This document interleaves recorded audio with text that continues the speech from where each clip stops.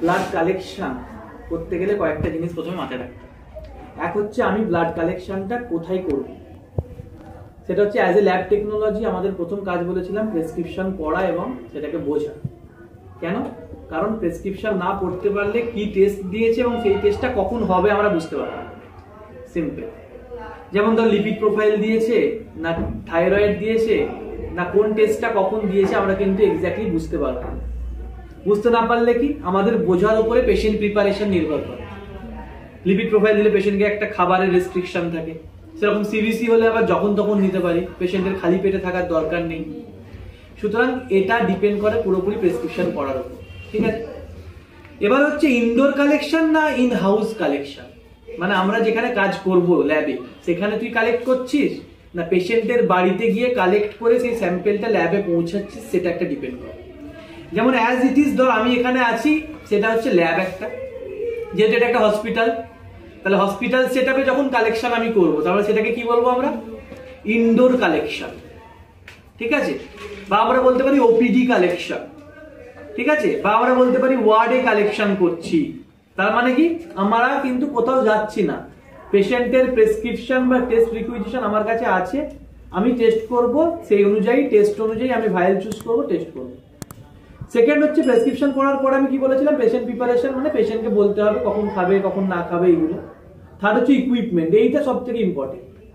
যদি আমরা বাড়িতে কালেকশন করতে যাই আমাদের কি কি ব্যাগে থাকা উচিত ফ্লেবোটমি ট্রে বা ফ্লেবোটমি জিনিস হিসাবে, সেখানে কমন হচ্ছে ব্লাডের যে ভায়ালগুলো হয়, টুর্নিকেট, সিরিঞ্জ বিভিন্ন ml এর 2 ml 5 ml 10 ml এইগুলো।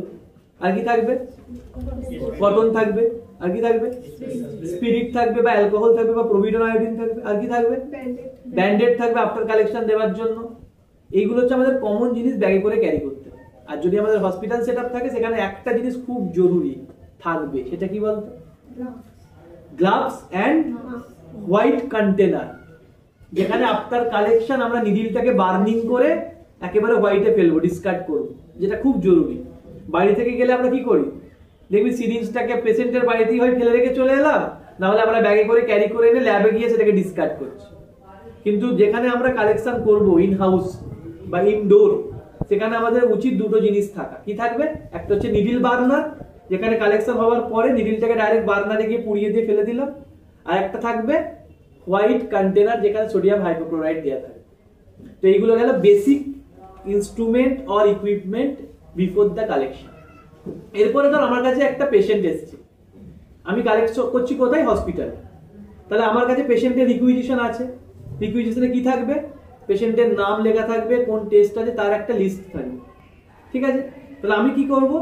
সেই লিস্ট অনুযায়ী আমার প্রথম কাজ হচ্ছে ফ্লেবোটমি করার জন্য যে কোন কোন ভায়াল লাগবে সেই ভায়ালগুলোকে চুজ করলাম। ধর পেশেন্টের লেখা আছে সিবিসি শুধুমাত্র, তাহলে আমি কি নেবো? ইডিটিএ ভায়াল নেব। এরপরে সব থেকে ইম্পর্টেন্ট কাজ কি বলতো? সঙ্গে সঙ্গে যেটা করা উচিত সেটা হচ্ছে লেবেলিং করা। এবার আমি পেশেন্টকে একবার ক্রস কোশ্চেন করবো। আমার কাছে তো রিকুইজিশন আছে, আমি দেখলাম এখানে টাইটেল কি তোর? হ্যাঁ, কয়াল। তাহলে আমি এখানে লেখা আছে নিতুশ্রী কয়াল লেখা আছে এখানে, কিন্তু আমি জানি সেটা এখানে এজ লেখা আছে ধর 19 বছর বা 20 বছর। তাহলে আমি এখানে লিখবো না, আমি পেশেন্টকে জিজ্ঞাসা করবো নাম কি, এজ কত? 18। তাহলে আমি এবারে কিন্তু সিওর হয়ে গেলাম যে নিতুশ্রী কয়াল, আমার রিকুইজিশন অনুযায়ী সিওর। তাহলে আমি এখানে প্রথমে একটা লেবেলিং করলাম। কি কি লিখতে হয় আমাদের একটা ভায়ালের মধ্যে? বেসিক্যালি 3টে জিনিস থেকে 4টে জিনিস। এক হচ্ছে পেশেন্টের full name with surname, second হচ্ছে এজ, থার্ড হচ্ছে সেক্স, ফোর্থ হচ্ছে ডেট অফ কালেকশন, আর ফিফথ হচ্ছে টেস্ট। কি কি টেস্ট? যেমন সিবিসি করতে দিয়েছি, আমি এখানে লিখে দিলাম সিবিসি। আজ কত তারিখ? 9 ডিসেম্বর 2024। ব্যাস, এইটা হচ্ছে লেবেলিং পারপাস। এই জিনিসটা যেন কেউ কোনোদিন না বলে লেবেলিং করাটা। কারণ ধর তুই লেবেলিং করলি না, ভাবলি যে অনেকে বলে যে আফটার কালেকশন আমি লেবেল করবো, যদি কালেকশন সময় ব্লাড না আসে কি হবে, ভাইলটা তো নষ্ট হবে, এরকম যুক্তি দেয়। যেই যুক্তিগুলো কোনো ভিত্তিহীন যুক্তি। কেন বলতো? তুই ধর ব্লাড নিলি, নেওয়ার পর ভাইলে দিলি, দেওয়ার পরে তুই লিখতে ভুলে গেলি, সেটা একটা জায়গায় রাখলি, তারপরে চলে গেল আরেকটা পেশেন্ট এলো, তারও ব্লাড সেম করে পাশাপাশি রাখলি, এবার দুটো রক্ত দেখে তুই চিনতে পারবি যে কোনটা নিতুর আর কোনটা সালেহার রক্ত? না রক্তে রক্তে লেখা থাকে পেশেন্টের নাম, থাকবে না তো, তাহলে আমরা রক্ত দেখে বুঝতে পারবো না। সেই জন্য আগে থেকে বাবা লেভেলিং করে আমি আমার কাজ কমপ্লিট করলাম। This is the first step, যেটা হচ্ছে লেভেলিং করা। এখানে দুটো জিনিস হয়তো তোরা জানিস না, যে এই দুটো ভায়ালের মধ্যে কোনো ডিফারেন্স আছে? দুটোই তো ইডিটিএ ভায়াল।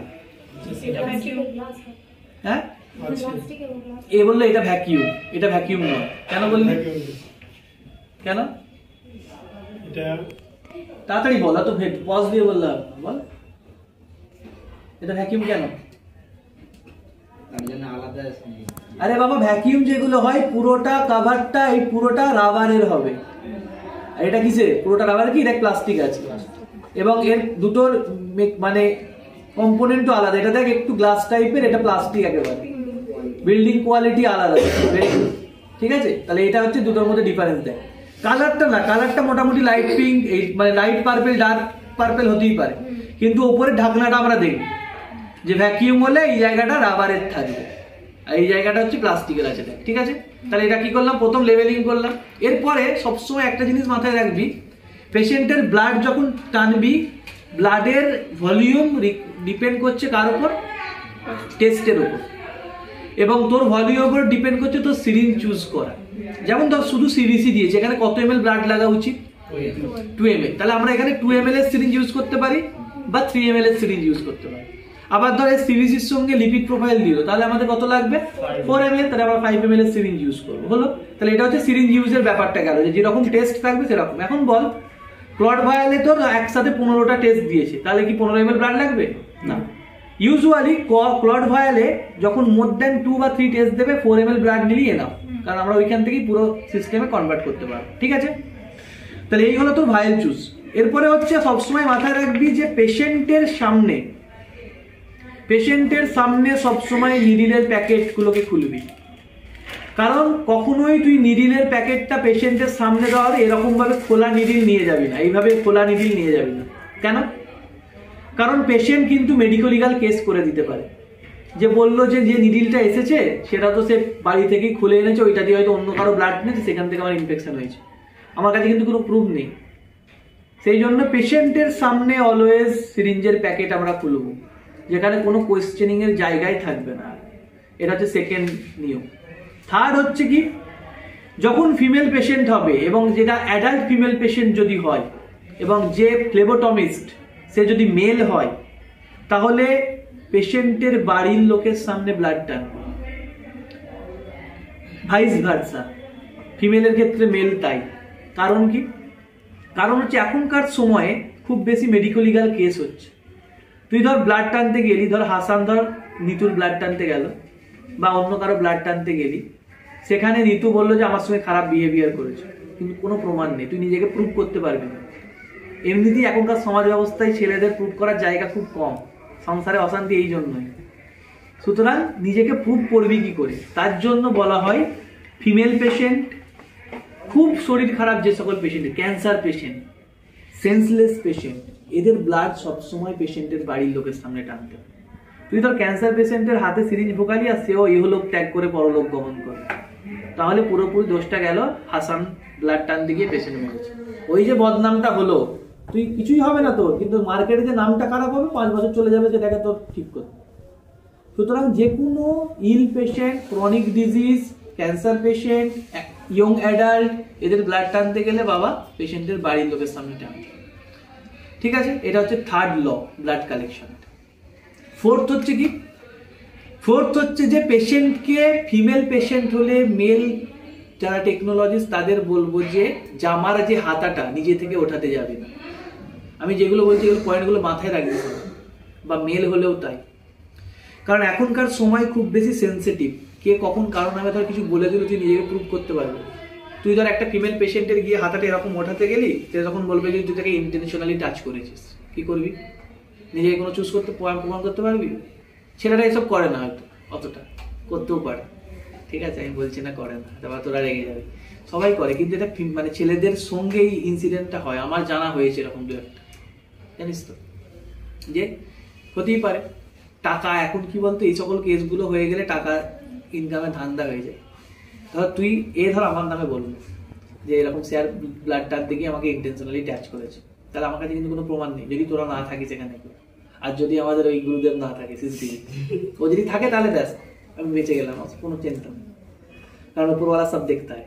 কিন্তু তো সিসিটিভিও নেই, তোরাও নেই, আমি নিতুর ব্লাড টানছি, সুন্দরভাবে ব্লাড টানলাম, এই হেসে কেটে গেল, বাইরে গিয়ে হঠাৎ করে চোখে থুতু লাগিয়ে কাঁদছে, ঠিক আছে বন্ধ। তাহলে ধর আমি এখানে ব্লাড টানলাম নিতুর, আমার সঙ্গে হেসে গেলে কথা বললো যে স্যার টেস্টগুলো ভালো হবে তো, দেখুন একটু হিমোগ্লোবিন কেমন আছে।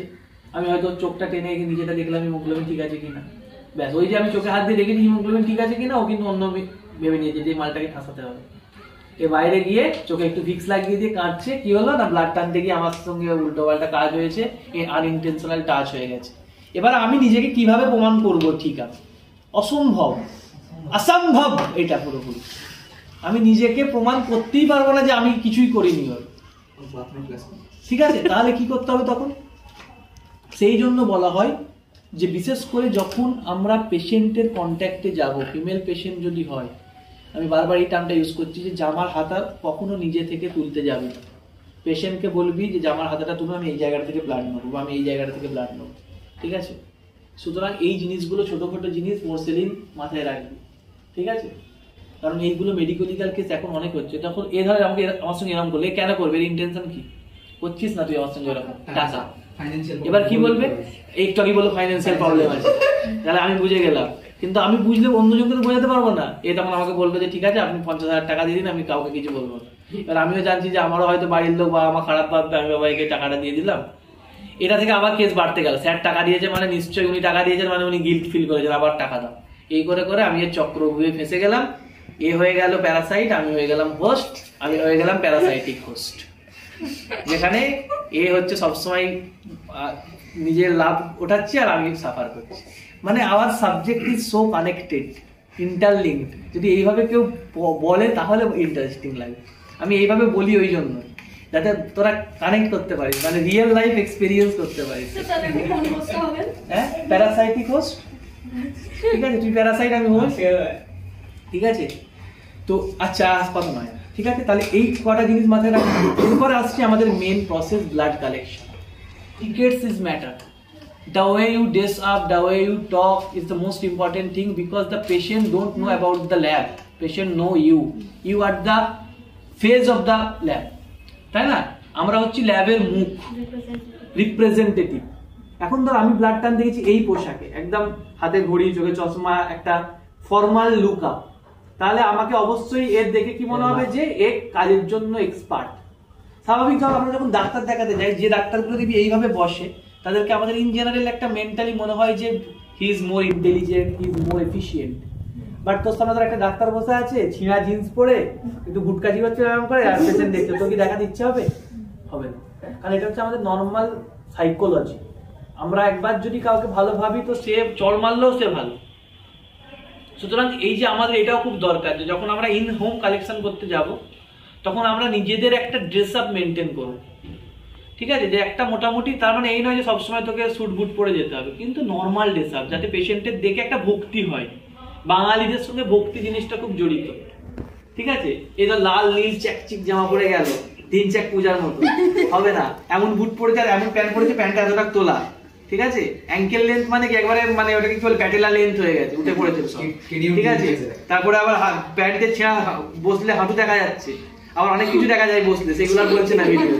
তাহলে এইরকম করলে হবে না, নিজেকে ঠিক রাখতে হবে। তারপর ঘুম থেকে উঠে মুখ ধোয়ানো চলে গেছে, চোখের একদিকে পিছলি জমে গেছে, এরকম পেশেন্টকে তাকাচ্ছে, এরকম হয় জানিস? আমি দেখি এরকম অনেক ক্যারেক্টার আছে। তারপর কাল রাত্রিরে হয়তো হালকা ড্রিঙ্ক করেছে, মুখ দিয়ে গন্ধ বেরোচ্ছে, ঠিক আছে না? এগুলো বেসিক, এগুলো একদম প্র্যাকটিক্যাল বলছি আমি। তারপর কাল রাত্রের গুটকার এখনো মুখ থেকে কালার যায়নি, ঠিক আছে? এইগুলো করলে হবে না। তোকে মোটামুটি নিজেকে যতটা সম্ভব মেনটেন করতে হবে। তোকে বলছি না, মানে কাউকেই বলছি না, উদাহরণ দিচ্ছি। কারণ এখন মেডিকেল টেকনোলজিস্ট হচ্ছিস মানে এই জিনিসগুলোকে বাবা মেনটেন করতে হবে, ইররেসপেক্টিভ অফ ইউর স্যালারি। তুই যদি ভাবিস যে আমার স্যালারি কম, আমি এইগুলো কেন মেনটেন করবো? নয়, এটা হবে না। বাই হার্ট থেকে কাজ করতে হবে, ঠিক আছে? তো এটা একটা গেল। এরপর হচ্ছে আমি কালেকশন করবো। কালেকশনের প্রসিডিওর হচ্ছে সিম্পল। পেশেন্টকে আমি আগেই বললাম যে আমার হাতে তোলো, পেশেন্টকে তুই নিজে বলবি, ঠিক আছে? আচ্ছা, এবার পেশেন্ট ফিমেল পেশেন্টের আমি বললাম কি হাতটা নিজেকে তুলতে বললাম, তুললো। সবসময় চেষ্টা করি যেখানে ব্লাড টানবি সেইখানে একটা যেন তোর ডেস্ক থাকে। ডেস্ক থাকলে কি হয়, পেশেন্টের হাত রাখতে সুবিধা। এবার এই ডেস্কটা নেই, তাহলে এর হাতটাকে এরকম ঝুলে থাকবে, হাতটা ছড়া ডেস্ক থেকে, তাহলে এইভাবে যখন ঝুলে থাকবে তাহলে টানতে অসুবিধা হয়। সেখানে ডেস্ক থাকলে হাতটা দিয়ে এরকম করে, তাহলে এই একটা সুবিধা, একটা পজিশন হলো। তাহলে এরপরে হচ্ছে টুর্নিকেট। কোথায় বাঁধবে টুর্নিকেট? গলায় একবারে বেঁধে শেষ করে দেবো কি? একদম খেলা শেষ, শরীরে রোগও নেই, শরীরই নেই, রোগ নেই, গলায় বাঁধলাম, একদম টিপে দিলাম, শেষ। কোথায় বাঁধবি টুর্নিকেটটা? 4 আঙুল মানে কোথায়? তাহলে তো এইখানে চলে আসবে। কোন ভাঁজের ওখান থেকে 4 আঙুল না, 4 আঙুল বলেন অ্যাকচুয়ালি, কত বলে? হ্যাঁ, ঠিক আছে।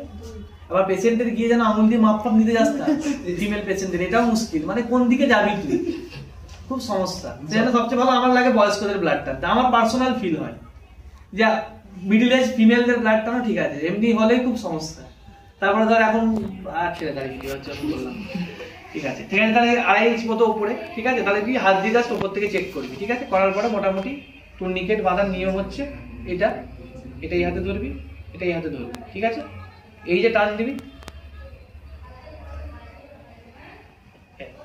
কোনো টানাটানি নেই, যে এইভাবে টানতে হবে, হলো। এবার পেশেন্টকে হাত মুঠো করতে হবে, শক্ত করে হাতটা সোজা কর, সোজা, হ্যাঁ সোজা রাখতে হবে। একটু সোজা দরকার, পিছনটা কর চেয়ারে, পিছনে পিছনে না, এরকম রাখলে সোজা হবে। পেশেন্ট আমাকে শেখাচ্ছে, কিছু করার নেই, জানে সব, ঠিক আছে। তাহলে এই যে হাতটা এরকম হয়ে যায়, পেশেন্টকে বলতে হবে হাত যেন সোজা। আচ্ছা, আরেকটা জিনিস, সেটা হচ্ছে মুদ্রা, সেটা হচ্ছে পেশেন্টের যেমন ভেন বোঝা যাচ্ছে, কিন্তু যারা বেশি ফ্যাটি পেশেন্ট হয় তাদের কি হয়, তাদেরকে বলতে হয় হাতটা এরকম ভাঁজ করতে, কর ভাঁজ কর। যারা ফ্যাটি পেশেন্ট তাদেরকে প্রথমে 5 বার, দাঁড়া কর না ভাঁজটা, তুই 5 বার মিনিমাম ভাঁজ করতে বলতে হয়। কেন বলতো? যখন হাত মুঠো করে এখানে বাঁধার পর ভাঁজ করবো, ভেনগুলো অনেক ডিপারে থাকে, সেইগুলো প্রমিনেন্ট ফিল করতে পারে। সেকেন্ড পয়েন্ট, ভাঁজ করলো হাত তাও ফিল হয়নি, তখন আমরা কি করবো? ট্যাপিং, শব্দ ইউজই করবি না, মারতে হবে, ট্যাপিং করবি। ট্যাপিং মানে কি, এই যে জায়গাটা নিচে কোনো, এখানে হাত দিবি, এই যে জায়গাটাতে 3টে আঙুল দিয়ে ট্যাপিং। এটাও পেশেন্টের পারমিশন দিবি, এটাও পেশেন্টের পারমিশন নিবি। ছেলেগুলোকে বেশি বলছি, আমরাই ফাঁসি বাবা, খুব সাবধান। না, আমি তো পারমিশন নিলাম না বলতে, আমি তো সেখানে ক্লাস করছি, এখানে সিসিটিভি আছে, এখানে অনেকগুলো মেয়ে আছে, এবং এখানে আমি ফ্যামিলিয়ার, ঠিক আছে। সেই জন্য পারমিশন নিতেই হবে কোনো পেশেন্টে গেলে। কিভাবে পারমিশন নিবি? খুলে দিচ্ছি, বেচারা লাগছে। কিভাবে পারমিশন নিবি বলতো? বলবি যে আপনার ভেন অনেক ডিপে আছে, বোঝা যাচ্ছে না, সেই জন্য আমাকে এই জায়গাটাতে এইভাবে ট্যাপিং করতে হবে, আর নিজের হাতে দেখাতে হয় পেশেন্টকে যে এই জায়গাটা আমি এইভাবে ট্যাপিং করবো, ঠিক আছে। আপনাকে কিন্তু কিছু মনে করবেন না, এটা বলতে পারি, বা বলতে পারি যে এটা প্রসেস, এটা আমি করছি, তাহলে পেশেন্ট একটা পারমিশন নিই। কারণ হতেই পারে ধর এর যখন ট্যাপিং করলাম, সে বললো আমাকে টাচ করেছে, নাও, ঠিক আছে। এটা হাসি নয় কিন্তু, মানে এটা হচ্ছে সত্যি কথা, একেবারে ফিল করেছি, সেই জন্য বলবো, ঠিক আছে। তাহলে ট্যাপিং করলে ওই ভেনটা ফিল করতে পারবো। আচ্ছা, ভেনকে ফিল কিভাবে করতে হয়? ভেনকে ফিল হচ্ছে, দেখবি এই টুর্নিকেট যেটা আছে, এর যেমন ভেন বোঝা যাচ্ছে, যাদের ভেন বোঝা যায় না, এই টুর্নিকেটকে টিপলে যে ফিলিংটা হয়, যে একটা থস থস টাইপের ভাব, ঠিক আছে, একটা বাউন্স ব্যাক টাইপের ফিলিং, সেটা আসে। যাদের দেখবি এখানে তো সেরকম কেউ নেই, যে মোটা ভেন দেখা যাচ্ছে না, ওদের পাপিয়া বলে আছে, ওদের ব্যাচে পাপিয়া, ওদের দেখবি ভেন বোঝা যায় না, তখন ওই ট্যাপিং করার পরে ওই জায়গাটা ট্যাপ করতে হয়, দেখতে হয় যে আসতে। তাহলে যখনই আমি ওইখানটায় ফিল করব, তখন কি বলবো, দেখবো যে স্পঞ্জি টাইপের আসছে, এবং সেটার উপর বেস করে আমরা নিডিলটাকে ইনসার্ট করব। এই যে ধর একটা নিডিল আছে, এটাকে ইনসার্ট কতটা করব আমরা, যাদের একদম সারফেসে, এর দেখ একদম সারফেসে আছে, তাহলে কি করবো, জাস্ট আমরা বেবেল অংশটা দিয়ে এই জায়গাটাকে ফিক্স করবো, এবং নিডিল হবে ব্লাড আসার সঙ্গে সঙ্গে টানবে। আর যাদের ক্ষেত্রে ভেতরে ডিপ আছে, সেই জন্য আস্তে আস্তে করতে হয়, মানে ধর ভিতরে আছে, উপর থেকে আস্তে আস্তে ভিতরে নিয়ে গেলাম, যতক্ষণ দেখছি যে ব্লাড চলে যাবে সেখানে স্টপ, ঠিক আছে। এরকম দিয়ে এরকম করে দিয়ে দিবি না, জানো প্রসেস আছে, ঠিক আছে। তাহলে এই প্রসেসগুলো হলো, চলো এবারে ব্লাড টান, বস বস বস,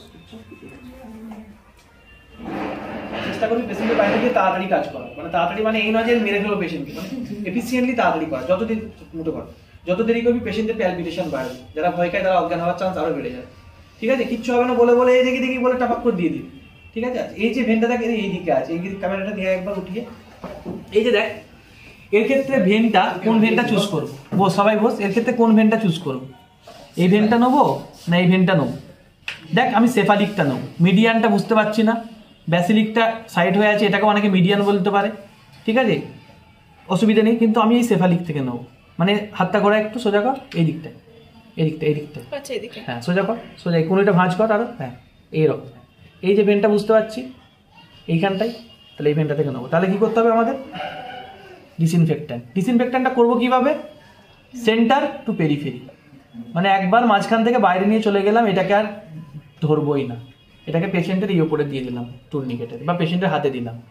স্পিরিট কটন কেন দিচ্ছেন না, তো ওটা নেয়ার পর তো আপনি স্পিরিট কটন দিলে অসুবিধা নেই, না জ্বালা করবে না ঠিক আছে। এবার এটা ধর সিরিঞ্জ খুলতে হয় কিভাবে, সিরিঞ্জটাকে এই যে জায়গাটা আছে এই জায়গাটাই হাত দেবো, এই উপরের অংশটাকে দু হাতে ধরবো, জাস্ট টানো, খুলে গেল। খোলার পরে বেভেল অ্যাঙ্গেলটাকে আমাদের সিরিঞ্জের যে এই জায়গাটা মাপার জায়গাটা দেখবো আছে কিনা, বেভেল অ্যাঙ্গেলটা ঘুরে আছে, সেই জন্য আমি এটাকে ঘুরিয়ে নিলাম, হলো মানে এখানে যে এমএল গুলো লেখা আছে সেই জায়গাটাতে, ঠিক আছে দেখলাম, দেখার পর 2-3 বার নেগেটিভ করবো, কেন বলতো, যাতে ইজি হয়। এরপরে ব্লাডটা নেবো কিভাবে, সেটা হচ্ছে দেখ আমি জানছি যে বসে নিলে আমার অসুবিধা হবে, দেখ আমার হাতের পজিশনে আসছে না, আমি তাহলে দাঁড়াবো, দাঁড়িয়ে ঠিক আছে কিচ্ছু হবে না, এই যে সোজা কর হাতটা। আচ্ছা এই যে জায়গাটা আমি ফিল করেছি, আমি আর এখানে নিয়ম হচ্ছে এখানে হাতও না দেওয়ার, কারণ আমার হাতটাও নোংরা, সেই জন্য এই যে একটু টানবি নিচের দিকে চামড়াটা, ঠিক আছে জাস্ট পুশ করবি, বেবেল অ্যাঙ্গেলে চলে এলো, এটা রাখবি টানবি, ইজি প্রসেস, ঠিক আছে প্রসেসে কোনো ব্যাপার নেই।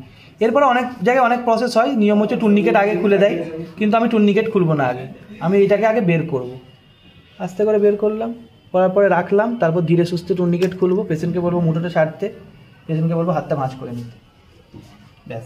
এরপর পেশেন্টের কাজ শেষ, কিন্তু আমার কাজ শুরু, এইবার হচ্ছে আসল কাজ, ঠিক আছে আস্তে, সেটা হচ্ছে এখানে সবচেয়ে ইম্পর্টেন্ট পার্ট, দেখ হাউ টু রিক্যাপ। ফার্স্ট হচ্ছে যদি আমরা হসপিটাল এনভায়রনমেন্টে থাকি, রিক্যাপের দরকার নেই, এই যে ব্লাড টানলাম, হালকা করে পিস্টন পিছন দিকে টানবো, এটাকে নিডিল বার্নারে ঢুকাবো, নিডিলটা পুরো পুড়ে যাবে, এটাকে আমি নিডিল কাটারে কেটে দেবো, কাটার পরে তাহলে কি হবে, ডাইরেক্ট ব্লাড ঢেলে দেবো, এখানে আর কোনো সিরিঞ্জের গল্প মানে নিডিলের গল্পই থাকবে না, নিডিল বার্নারে পোড়াবো, পোড়ার পরে এটা বাদ চলে যাবে, তখন ব্লাড ঢালবো।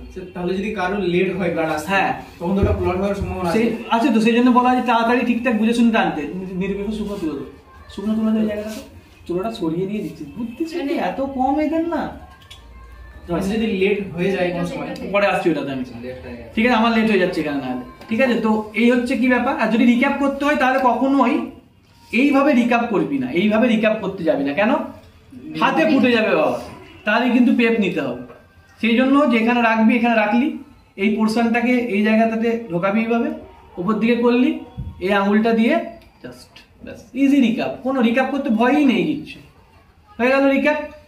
এটাকে এবার একবার ক্লকওয়াইজ ঘুরিয়ে খুলে নিবি, যে ভায়ালে লেভেলিং করা আছে সেই ভায়ালটাকে খুলবি, খোলার পরে এক হাত দিয়ে রাখবি।